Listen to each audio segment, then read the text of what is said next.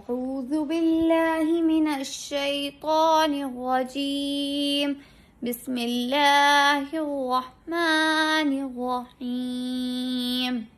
هل أتاك حديث الغاشية وجوه يومئذ خاشعة عاملة ناصبة تصلى نارا حامية تسقى من عين آنية ليس لهم طعام إلا من ضريع لا يسمن ولا يغني من جوع وجوه يومئذ ناعمة لسعيها راضية في جنة عالية لا تسمع فيها لاغية فيها عين جارية فيها سرر مرفوعة وأكواب موضوعة ونمارق مصفوفة وزرابي مبثوثة أفلا ينظرون إلى الإبل كيف خلقت وإلى السماء كيف رفعت وإلى الجبال كيف نصبت وإلى الأرض كيف سطحت فذكر إنما أنت مذكر لست عليهم بمسيطر إلا من تولى وكفر فيعذبه الله العذاب الأكبر إن إلينا إيابهم ثم إن علينا حسابهم. بسم اللہ الرحمن الرحیم۔ سورہ غاشیہ۔ سورہ غاشیہ کے معنی ہیں چھا جانے والی یا ڈھانپ لینے والی۔ سورہ غاشیہ ایک مکی صورت ہے۔ اس سورہ میں 1 رکوع، 26 آیات، 92 کلمات اور 381 حروف ہیں۔ مصحف میں 88 نمبر پر ہے، جبکہ نزول کے اعتبار سے 68 نمبر پر ہے۔ یہ سورہ الذاریات کے بعد نازل ہوئی۔ آئیے کچھ احادیث کی روشنی میں دیکھ لیتے ہیں۔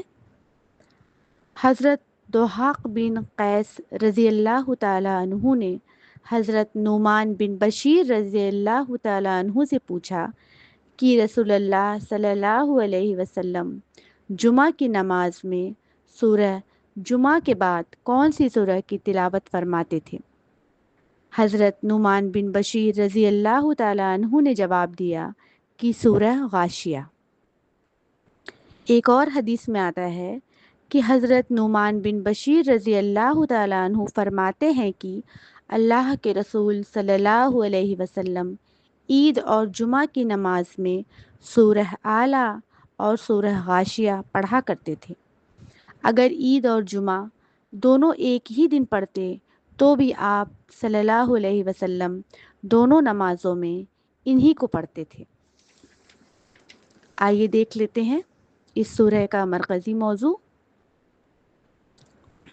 نمبر 1، اس سورہ کی ابتدا میں قیامت کی ہولناکیاں، کفار کی بدبختی، مسلمانوں کی خوش بختی، اہل جنت اور اہل جہنم کے اوصاف بیان کیے گئے ہیں۔ نمبر 2، اللہ تعالیٰ کی وحدانیت، قدرت اور علم و حکمت پر اونٹ کی تخلیق، آسمان کی بلندی، پہاڑوں کو زمین میں گاڑنا اور زمین کو بچھانے کے بارے میں بتایا گیا ہے۔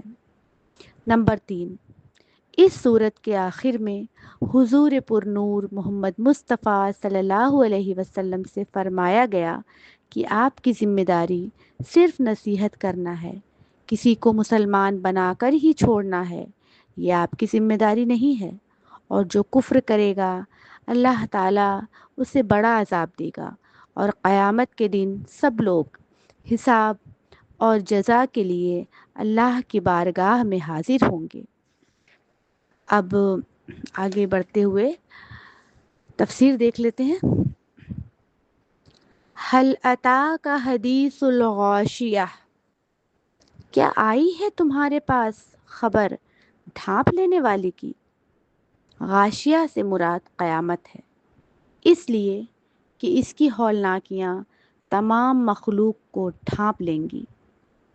کچھ چہرے اس دن ذلیل ہوں گے، یعنی کافروں کے چہرے جھکے ہوئے پست اور ذلیل ہوں گے۔ محنت کرنے والے تھکے ہوئے ہوں گے، یعنی دنیا میں تو بڑے عمل کرتے رہے، بڑی محنت کرتے رہے، لیکن وہ عمل باطل مذہب کے مطابق یا بدعات مبنی ہوں گے، اس لیے عبادات اور اعمال کے باوجود جہنم میں داخل کیے جائیں گے۔ وہ پلائے جائیں گے کھولتے ہوئے چشمے سے، یعنی یہاں ان کو کھولتا ہوا پانی جس کی گرمی انتہا کو پہنچی ہوئی ہوگی پلایا جائے گا۔ ان کے لیے خاردار جھاڑی کے سوا اور کچھ کھانا نہیں ہوگا۔ یہ ایک ایسا کانٹے دار درخت ہوتا ہے جس کے خشک ہونے کے باوجود بھی جانور اسے کھانا پسند نہیں کرتے، یعنی ایک نہایت ہی تلخ، بدمزہ اور ناپاک ترین کھانا ہوگا جو کہ انہیں کھلایا جائے گا، جو نہ ہی ان کی بھوک کو مٹائے گا اور نہ ہی انہیں موٹا کرے گا۔ پھر آگے اللہ تعالیٰ فرماتے ہیں کچھ چہرے اس دن تر و تازہ ہوں گے۔ یہاں پر اہل جنت کا تذکرہ ہے جو جہنمیوں کے برعکس نہایت آسودہ حال اور ہر قسم کی آسائشوں سے نوازے جائیں گے، اپنی کوششوں پر خوش ہوں گے، بلند و بالا جنتوں میں ہوں گے جہاں کوئی بیہودہ بات نہیں سنیں گے، یعنی وہاں کوئی ایسی بات نہیں ہوگی جو انہیں تکلیف پہنچائے یا انہیں ناگوار لگے۔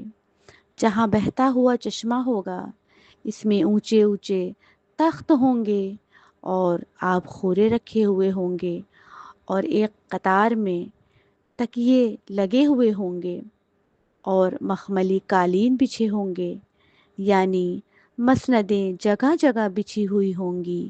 اہل جنت جہاں آرام کرنا چاہیں گے آرام کر سکیں گے۔ پھر آگے اللہ تعالیٰ فرماتے ہیں تو کیا وہ اونٹوں کو نہیں دیکھتے کہ وہ کس طرح سے پیدا کیے گئے ہیں؟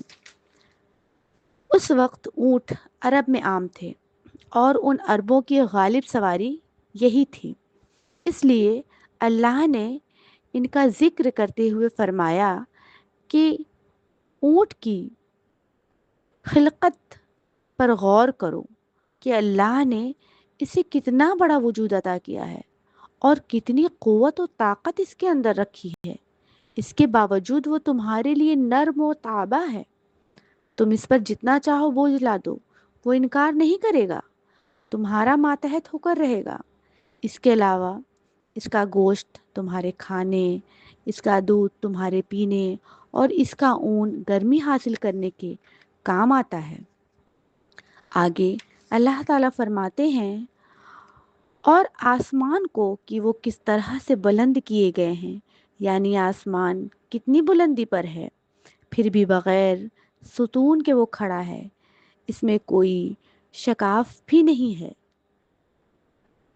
اللہ تعالیٰ فرماتے ہیں ہم نے اسے ستاروں سے مزین کیا ہوا ہے اور پہاڑوں کی طرف کہ کس طرح سے گاڑے گئے ہیں، یعنی اس طرح انہیں زمین میں میخوں کی طرح گاڑ دیا گیا ہے تاکہ زمین حرکت نہ کر سکے، اور زمین کی طرف کہ کیسے وہ بچھائی گئی ہے، یعنی اس طرح اسے ہموار کر کے انسان کے رہنے کے قابل بنایا گیا ہے، اور اس پر انسان چلتا ہے، پھرتا ہے، کاروبار کرتا ہے، فلک بوز عمارتیں بناتا ہے اور اپنی ضرورت کے حساب سے اس زمین کو جیسے چاہے استعمال کرتا ہے۔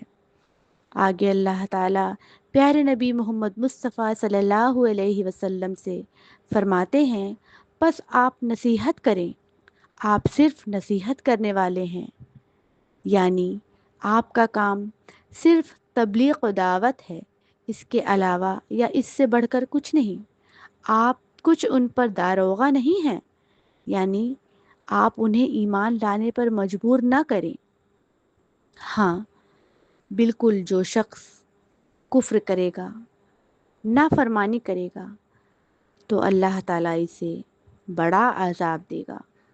آگے اللہ تعالیٰ فرماتے ہیں بے شک ہماری ہی طرف ان کا لوٹ کر آنا ہے، پھر بے شک ہمارے ذمے ہے ان سے حساب لینا، یعنی اللہ کے ذمے ہے کہ اللہ ہر کسی کے اعمال کے مطابق ان کا حساب لے گا، اور اس دن کوئی کچھ اللہ سے نہ چھپا پائے گا، نہ کچھ ایسی بات کہہ پائے گا، کوئی بہانہ کر پائے گا۔ وہ ایک ایسا وقت ہوگا کہ سب کچھ کھل کر سامنے آئے گا۔ اللہ ہم سب کو اچھے سے اچھا اور نیک اعمال کرنے کی توفیق عطا فرمائے، ایسے اعمال جو اللہ کی بارگاہ میں مقبول ہوں۔ آمین یا رب العالمین۔ وآخر دعوانا ان الحمد للہ رب العالمین۔